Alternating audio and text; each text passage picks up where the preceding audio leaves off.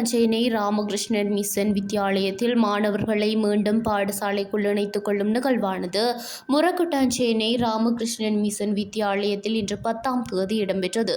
Murakkottanchenai Ramakrishna mission வித்தியாலயத்தில் அதிபர் M. தவணேஸ்வரன் தலைமையில் இடம்பெற்ற நிகழ்வில் கிழக்கு மாகாண ஆளுநர் பேராசிரியர் ஜெயந்தலால் ரத்னசேகர அவர்கள் பிரதம அதிதியாக கலந்து தரம் 1 தொடக்கம் தரம் 5 வரையிலான மாணவர்களின் வகுப்பறைகளை வைபவ ரீதியாக திறந்து வைத்தார்.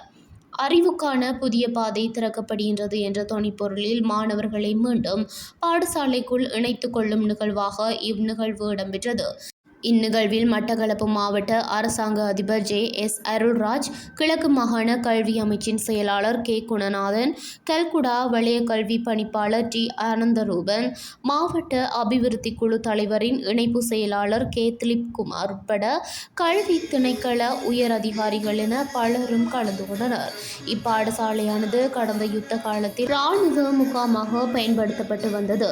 தேசிய மக்கள் சக்தி அரசிடம் பாடசாலை நிர்வாகம் விடுத்த வேண்டுகோளினை அடுத்து அண்மையில் இராணுவ உயர் அதிகாரி வைபவ ரீதியாக இதனை கையளித்தார்.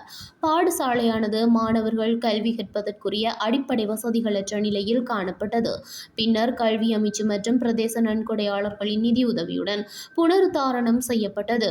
மாணவர்களுக்கான வகுப்பறை அடிப்படை வசதிகள் பூர்த்தி செய்யப்பட்ட பின்னர் மாணவர்கள் மீண்டும் இன்று இணைத்துக் கொள்ளப்பட்டார்கள்.